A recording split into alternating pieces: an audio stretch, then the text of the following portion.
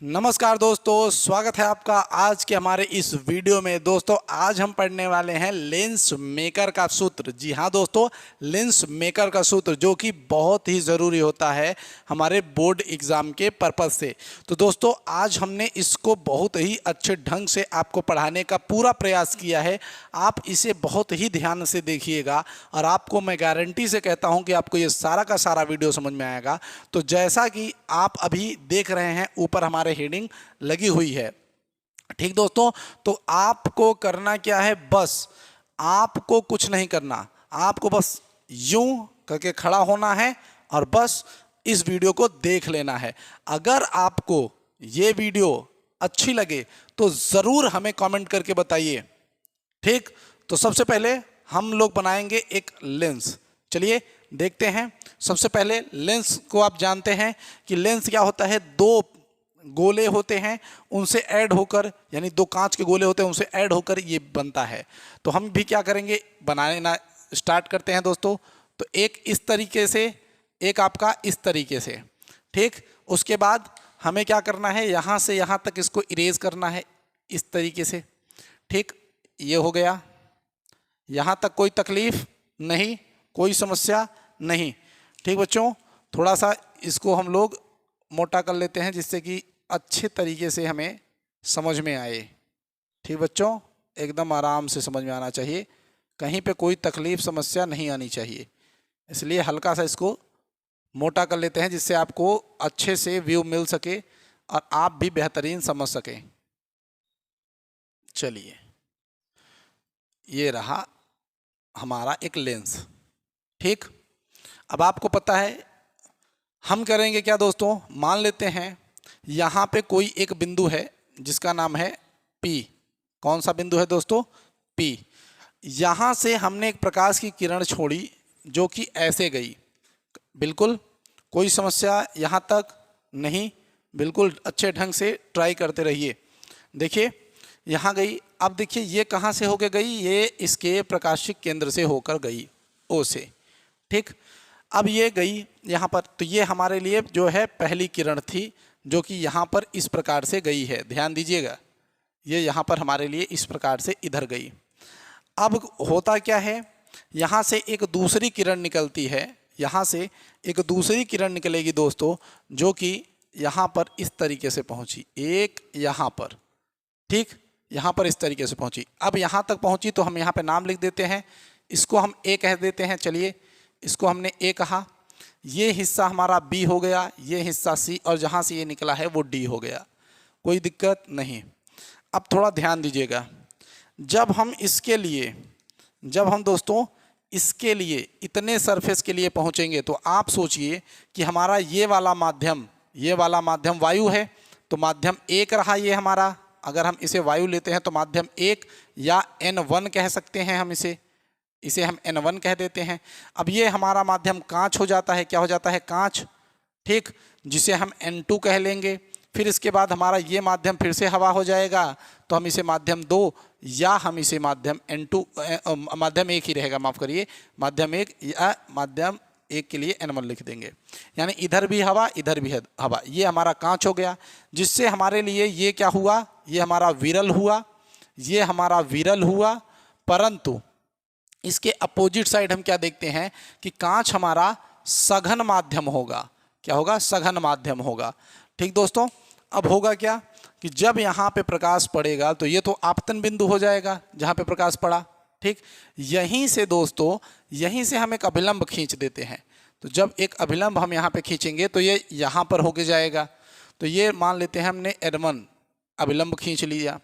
अब देखिए होगा क्या, जब विरल से सघन माध्यम में प्रकाश की किरण जाएगी तो दोस्तों वो हो जाएगी हल्का सा रिफ्लेक्ट। क्या हो जाएगी दोस्तों, हल्का सा वो रिफ्लेक्ट हो जाएगी, यानी उसको जाना चाहिए था एकदम सीधे, लेकिन वह सीधे न जाकर अब क्या हो जाएगी दोस्तों, वो हल्का सा रिफ्लेक्ट हो जाएगी और वो थोड़े से अभिलंब की तरफ झुक जाएगी, ठीक दोस्तों।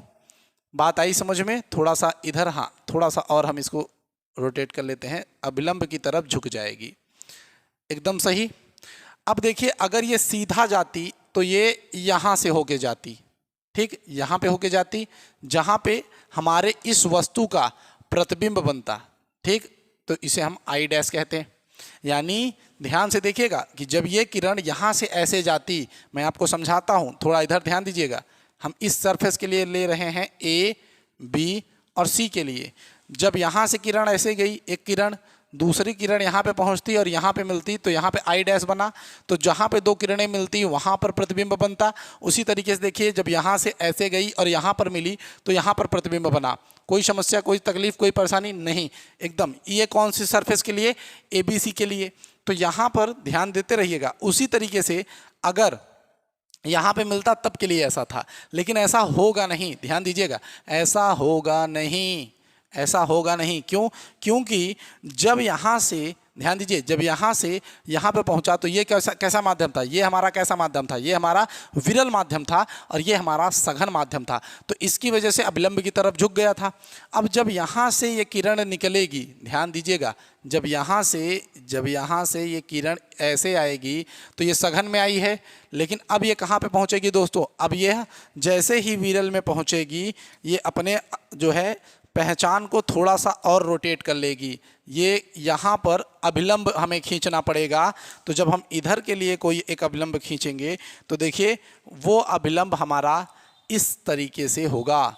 ये हमारा अभिलंब हमें इस तरीके से यहाँ से, ध्यान दीजिएगा, यहाँ पे इस तरीके से होके जाएगा। थोड़ा सा दिक्कत हो रहा है, 1 मिनट, जस्ट 1 मिनट दोस्तों। तो एक अभिलंब हमने मान लीजिए खींच लिया यहाँ से, ये ऐसे होके जाएगा, ठीक, एकदम ध्यान दीजिएगा, ये यहाँ पे ऐसे होके जाएगा। तो ये हमारा अभिलंब N2 हो गया।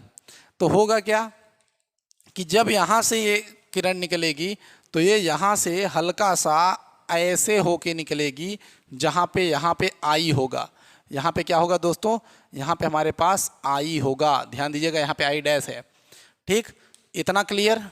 अब ध्यान दीजिए, ये वाला पूरे गोले से मिलकर बना है। तो अगर हम यहाँ पे ध्यान देना चाहें तो देखिए, ये वाला गोला हमारा ऐसे होगा, ये वाला गोला हमारा ऐसे होगा। तो इसका जो वक्रता केंद्र आएगा वो हमारा यहाँ पर आएगा। इसलिए हमने यहाँ पर C1 लगा लिया। और इस वाले के लिए हमारा वक्रता केंद्र इस साइड में आएगा, तो यहाँ पर हमने C2 लगा लिया। कोई दिक्कत नहीं, ठीक। वक्रता केंद्र हमने इसके लिए निकाल लिया और इसके लिए भी निकाल लिया, तो इधर हो गया, ठीक। अब देखिए, किरण इधर से गई है तो हम इधर सारी की दूरियों को माइनस में लेंगे और इस तरफ की सारी दूरियों को हम पॉजिटिव लेंगे। इतना आरेख आपको समझना चाहिए। एक बार हम फिर से देख लेते हैं, कोई समस्या नहीं होनी चाहिए। हमने माना कि हमारे पास एक लेंस है, हमने यहाँ से एक दूरी को सीधा, ध्यान दीजिए, यहाँ से एक किरण को हमने सीधा दिया, तो ये P से होता हुआ एकदम प्रकाशिक केंद्र से बिना विचलित हुए ये सीधा चला गया।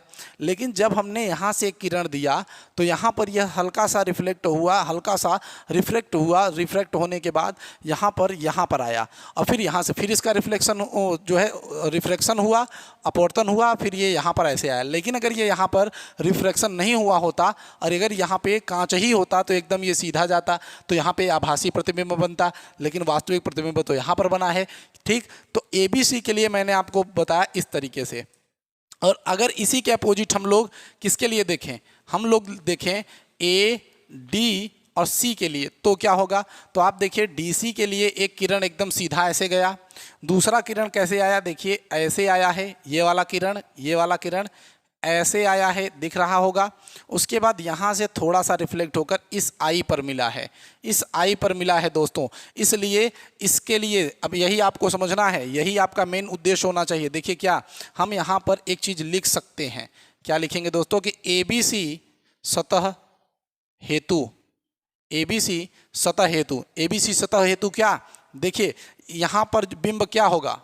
ABC के लिए बिंब क्या होगा? बिंब यानी वस्तु। तो यहाँ पर देखिए, इसके लिए वस्तु हमारी P हो जाएगी, ये हमारी वस्तु P हो जाएगी। उसके बाद देखिए, इसके लिए जो हमारा प्रतिबिंब होगा,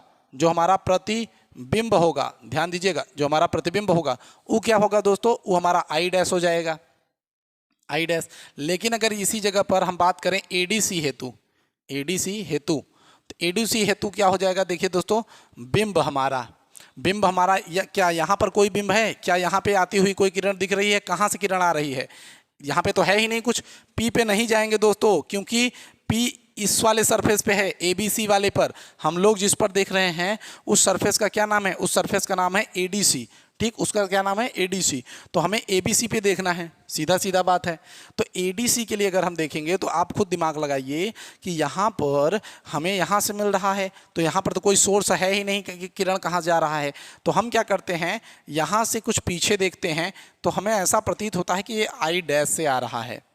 तो यहाँ पर हमारे लिए बिंब I डैश बनेगा, जो कि क्या होगा? आभासी। क्या होगा? आभासी। और जो हमारे लिए, देखिए ध्यान से, जो हमारे लिए यहाँ पर प्रतिबिंब बनेगा इसके लिए, तो वो क्या हो जाएगा दोस्तों? प्रतिबिंब। हमारे लिए जो हमारे लिए प्रतिबिंब बनेगा वो हमारे लिए I हो जाएगा। कोई समस्या नहीं, कोई परेशानी नहीं, एकदम आराम से चलिए। अगर आपको ये समझ में आ गया है तो अब हम डेरिवेशन की तरफ चलते हैं। तो चलिए दोस्तों देखते हैं अब हम कैसे इसका डेरिवेशन करेंगे। ठीक दोस्तों, तो सबसे पहले हमें सतह जो लेना है वो हमारा ABC है। तो ABC हेतु हम क्या देखेंगे? ABC में क्या हो रहा है? यहाँ पे माध्यम विरल था, विरल से सघन में जा रहा है। तो विरल से सघन में जाने का जो सूत्र होता है दोस्तों, वो क्या है हमारे पास? N2/V माइनस N1U बराबर N2 माइनस N1/R। ठीक दोस्तों, एकदम याद रखिएगा।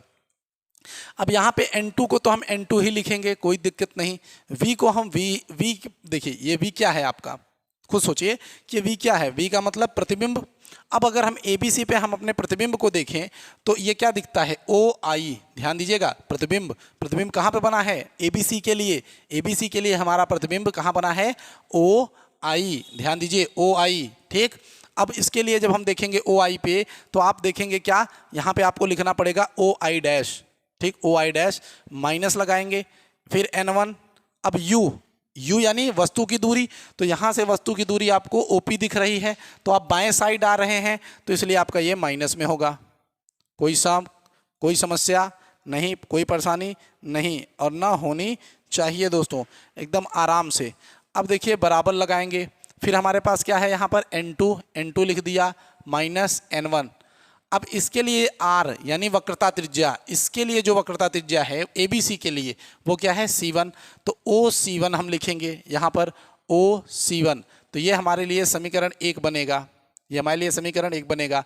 अब हम ADC हेतु, ठीक, ADC हेतु लिखेंगे। तो बस क्या करेंगे, अब यहाँ पर देखिए ये जो है इसमें क्या हुआ है? इसमें सघन से विरल माध्यम का सूत्र लगेगा, क्योंकि यहाँ पे सघन था, सघन से जब विरल में जाएगा तो भैया क्या होगा? सघन से विरल में जाने के लिए, क्योंकि ये सारी किरणें कहाँ जा रही हैं? सघन से विरल में। तो उसके लिए बस कुछ नहीं करना है, जहाँ पे N2 है वहाँ N1 करिए बस।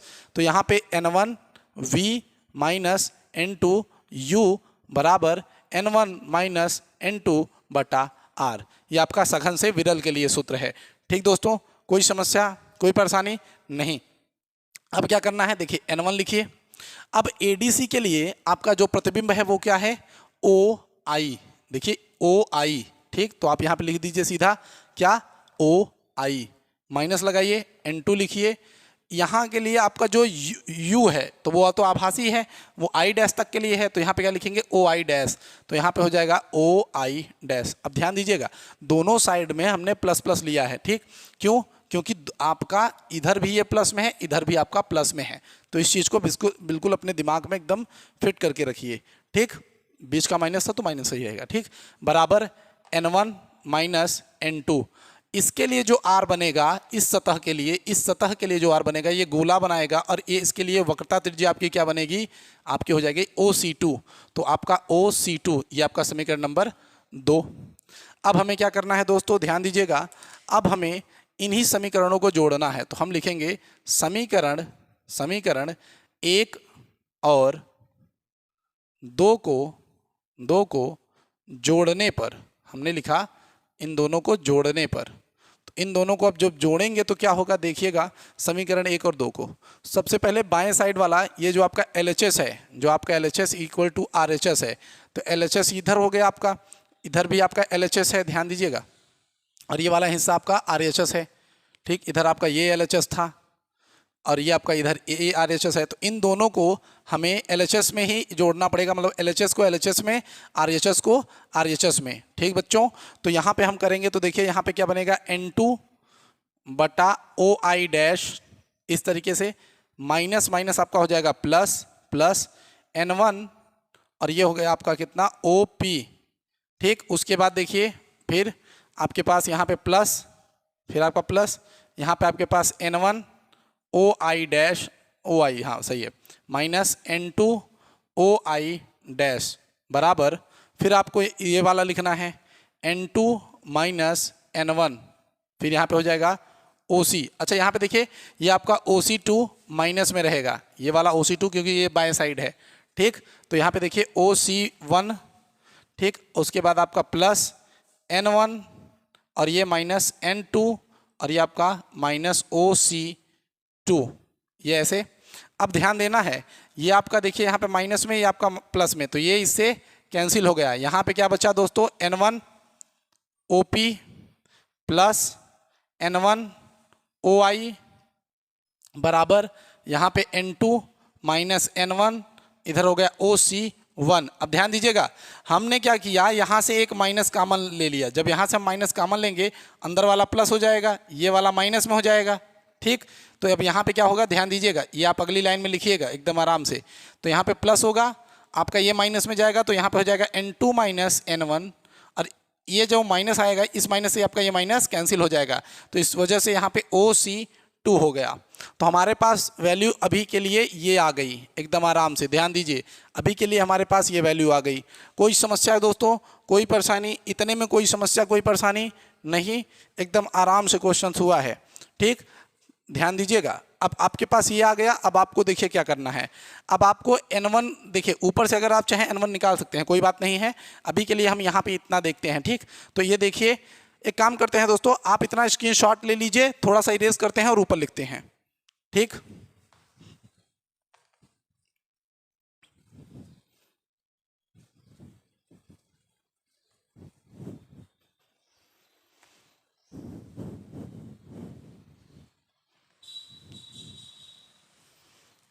अब चलिए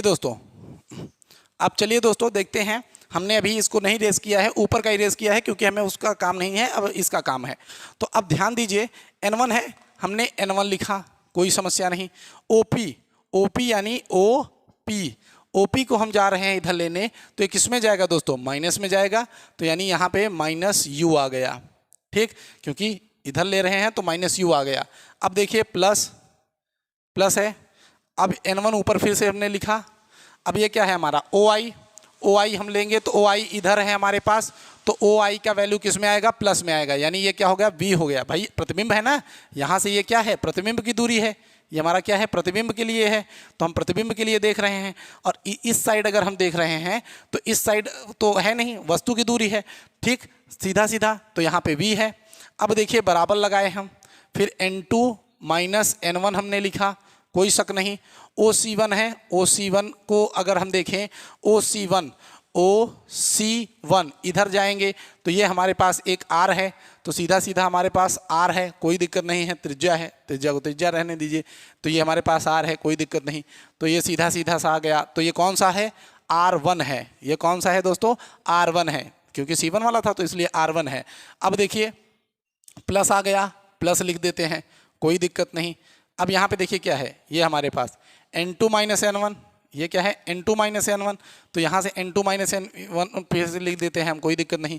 अब देखिए इधर क्या है, OC2 जाएंगे तो इधर हमें माइनस R2 मिल रहा है, इधर माइनस R2 मिलेगा क्योंकि इधर ले जाएंगे तो माइनस में आएगा, और R तो ये भी है, तो ये आपका क्या हो गया, माइनस R2। अब यहाँ से ऊपर से हम कॉमन कर लेते हैं, किसको कॉमन कर लेते हैं दोस्तों, N1 को। तो जब हमने N1 को कॉमन कर लिया तो अंदर क्या बचा, 1 माइनस U माइनस में प्लस 1/V, ठीक, बराबर, इधर से हमने इसको कॉमन कर लिया तो यहाँ पे क्या बचा, N2 माइनस N1, और अंदर क्या हो जाएगा दोस्तों, 1R1 माइनस R2। क्यों, ये वाला माइनस प्लस माइनस हो जाता है। ठीक, अब इसको हम इधर भेज लेते हैं, तो जब इधर भेजेंगे दोस्तों तो N1, उसके बाद 1/, देखिए अब हम इसको थोड़ा सा बगल और पीछे कर लेते हैं ना, मतलब इसको आगे ले लेते हैं, इसको बाद में ले लेते हैं। ये इस तरीके से था। अब ये n1 यहाँ से जाएगा, कहाँ पहुँचेगा, n2 माइनस n1 के नीचे, मतलब n2 माइनस n1 के नीचे पहुँच गया। अभी आपके लिए यहाँ पे IR1 और माइनस IR2 यहाँ पे अभी बकाया राशि में रखा है। अब यहाँ पर हम इसको थोड़ा सा और तोड़ते हैं, तो अब यहाँ पे IV माइनस IU बराबर N2 माइनस N2 बटा N1 माइनस N1 बचा, यहाँ पे 1R1 हो जाएगा, ये आपका 1R2 हो जाएगा। कोई समस्या नहीं।